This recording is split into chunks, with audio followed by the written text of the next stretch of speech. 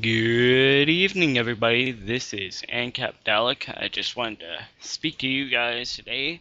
It is about 7:44, almost 7:45, around the mountain time zone over here in the great old US of A. Unfortunately, I'm in, that world. Anyways, I'm here in Colorado, so yay. Anyways, so I wanted to speak a little bit about like what I've kind of what really clicked it. It was like more of a revelation, and I think what really started from the beginning in order to get this idea is I was asking myself, what is human nature? Because I've usually had a little bit of arguments and debates about, basically about anarcho-capitalism, and some people actually bring up this argument of saying, well, it's against human nature, and I don't really understand that. And I've always asked people, well, what is human nature? And they're like, well, it's for violence, and they just couldn't really absolutely finish off the sentence. And I think what I believe, and it was coming around, and I'm like, well, what is it? What are they trying to speak about? What are they trying to say? And I looked up a lot of really good philosophical, intellectual debates on what is human nature, and it really gone down to a myriad of issues and a lot of like philosophical ideals. And I was kind of thinking because I was around honors biology a long time ago, and I was okay in the class. And somewhere it clicked that maybe nature or wildlife at its own self is basically cooperation, or using its trying to likely to survive. What Darwin said is basically the survival of the fittest, but from what I've looked around his books and stuff, there was actually an original copy which he actually said domination twice, and he said love 95 times, and cooperation for their for animals in the animal kingdom. And I was kind of looked at it and it was kind of really interesting. And so and then it kind of clicked inside of me. Well, basically, in a biological aspect, most people aren't really doing, like, there is no leadership inside the most of the animal kingdom. And I looked at this idea and I said, well, it does put its own self, and I remember there's also a few other arguments of when people say, well, how can we find it? Where can I see this where it actually could work? And I think maybe this argument that I actually have, or actually putting out the resolution to this argument, I could always say, look around you and look around nature. And I think if you guys want to help out strengthen this argument, it would be really definitely really appreciative. But here is basically the myriad of ideals that I have. Okay, so we're going to start from the beginning, which is from atoms. Now, atoms have this ideal. Yeah, I guess atoms have mostly a lot of electrons, and they also have this outer valence shell, which probably. Sorry, I'm kind of tired too, but basically what happens to out on the outer valence shell, which they have to have in order to become like having a full octet, they have to have 8 on their outer valence shell. Now, there is only one line in the periodic table, which is called the noble gases, which have 8 on their outer valence shell. So, when you think about it this way, these the gases, which are, I think it was, I know that xenon was one of them, boron was one of them. Uh, I don't really remember the rest of them, but I will definitely look that up.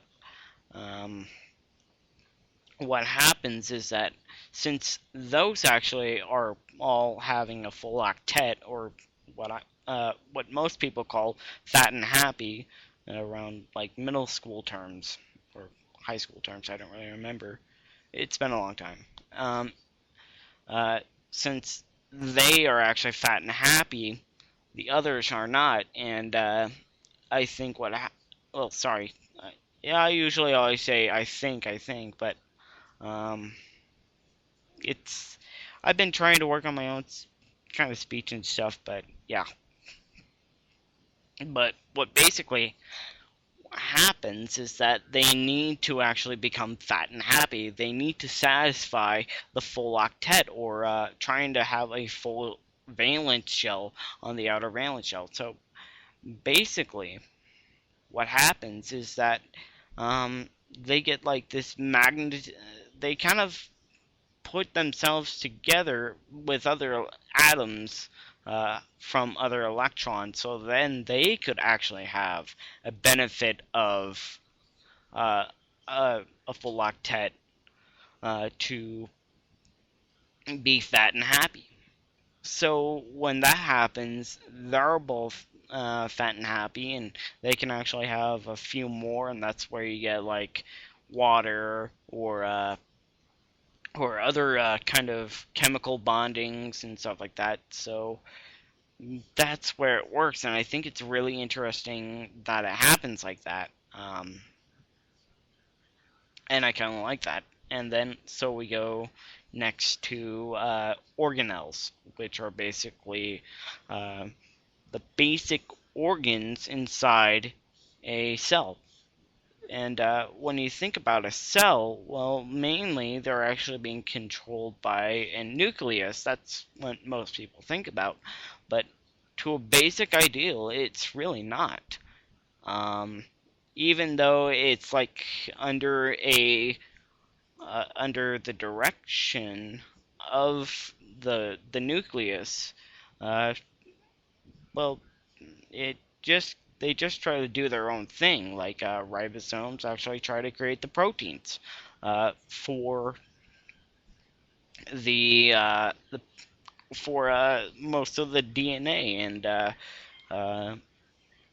other things like for the mitochondria and also the fat cells. Sorry, the endoplasmic reticulum, to actually create this very interesting structure. And when you kind of think about it, um, the nucleus only is predestining the ribosomes. They create it to actually do a specific job, and the proteins that are also over there that the ribosomes create um, will still have a ideal where they could actually use the stuff that they need to create other parts of the organelles, so then they could kind of to divide to I can't even speak right now, to divide and also to make more cells. And now we go to cells, which are a bigger part of the system of that area. Now, when you think about it, uh, it cells are under the direction mainly of hormones or chemicals inside your body, and they're not really like controlled by the brain or anything like that. It's just mainly the direction of the chemicals that are which is created, which is kind of emitted by the brain, but not very much. to a certain extent. Now, how could I strengthen that part is because basically it's just chemicals. They can voluntarily do it or not, and if they don't, well, that's hunky-dory, that's great. I mean, all the other ones will actually do it because that's what they'll do.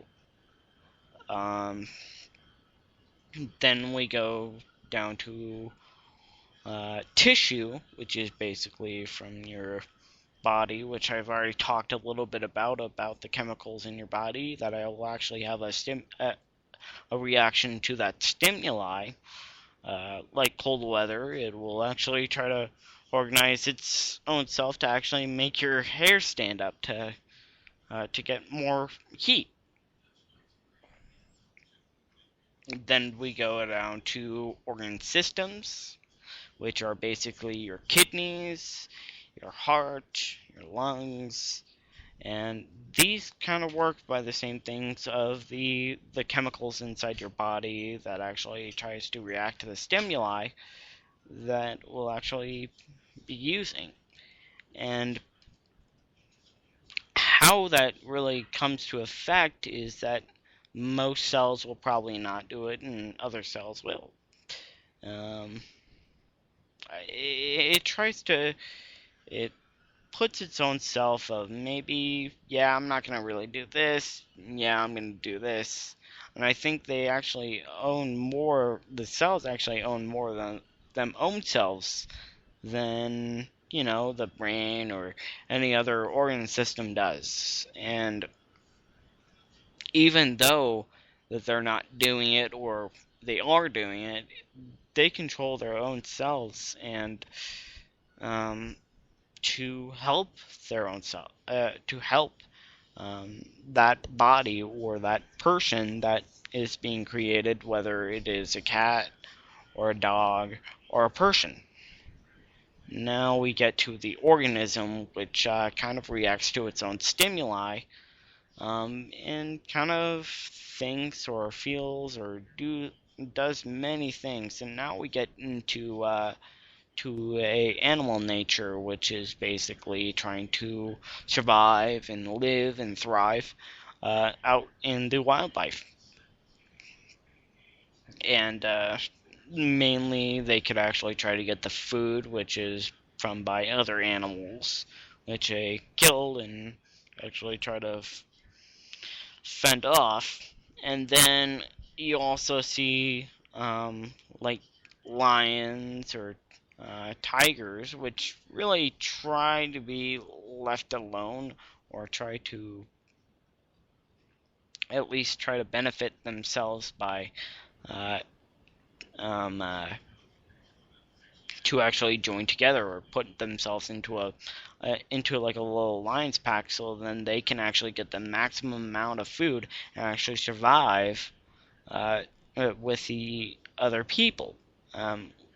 Yeah. Um, Now, even though that there is somewhat of this hierarchy, it is basically sometimes they could actually do it, and sometimes they can get out and do whatever they want to do in their own lives. I think there are animals that have just said, I'm gonna get out of this pack, so then I can do what I need to do, and you guys can have fun. Probably also that is with the lone wolf. I mean, and they just want to be the alpha of their own lives. Uh, so the next part is through a community or a population. Well, actually, let's start with the population, because the population still can do whatever they want to do. They could actually put it in the same direction of where they want to go, and then and try to survive as they wish to survive, whether it's with a group or by themselves. And that's very simple and very understandable. Now we get to a community or a whole diverse group of many individual animals through birds, um, elephants, giraffes. We're just gonna go in Africa, whatever it is. Sorry, I had to sneeze. Sorry. Um, so the next thing is that you see this community actually trying to um, work together or try to cooperate with each other so then they can all survive in that area. For example, I think there's like wait, no, there is actually dust mites inside your eyelashes that don't really hurt you or that doesn't that isn't bad, and what they do is eat off the dead skin on your eyelashes. Um, I think that, and it doesn't really hurt you. It also takes out the dead dust and the dead skins away from, actually off your eyelashes, which is a good thing. I really do like those eyelash mites, so I do appreciate you, little guys, and also the organisms inside your body, which is like the bacteria and a little bit of gosh, I'm so tired right now. I'm so sorry. Uh, the other cells inside your body trying to work and try to cooperate with each other so then they could actually make a working and better functioning system.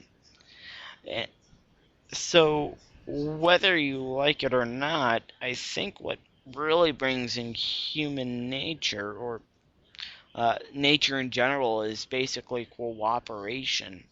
Now, does that mean that uh, people actually use violence against another person or and try to hurt them or uh, destroy them? Yes, sadly, that is a bad thing about kind of people and other people. But would you rather want to use violence against another person just because you want to eat that you want to actually have that stick, or would you like to say and try to take away the calories that you absolutely need, or just say, hey, can I borrow that stick so that I can actually try to uh, hit this elephant so then we can have food? I mean, that's pretty simple and easy, and I think cooperation is where is where real nature is. Now, there will be a balance between, uh,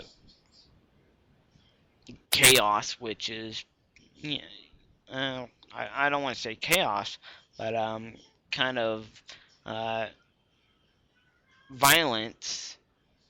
And there's also another balance of cooperation. It just works in harmony. It's yin and yang.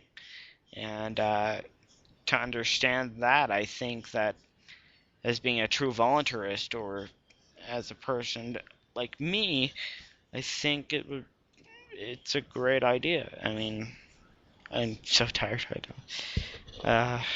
So maybe after when I get like a little bit better, to actually uh, kind of take this out, maybe I'll just try to sleep on it. Maybe I'll actually be a little bit more awake and more organized to do this, but right at the moment, I'm so sorry, guys. I've tried my best, and at least you guys kind of got a good idea about what I'm trying to say. Maybe I'll put in an article where it's well thought out, it's well structured instead of just speaking it out straight on my own head. Um, I think that would be a great idea. Maybe I'd put it onto the Don't Tread on Us blog, and you guys can read it and share it. So this was just something that kind of put myself as a revelation. If you guys would like to see it, then I will definitely do it. So without a further ado, I'm going to stop speaking and try to actually get a cup of coffee or do something.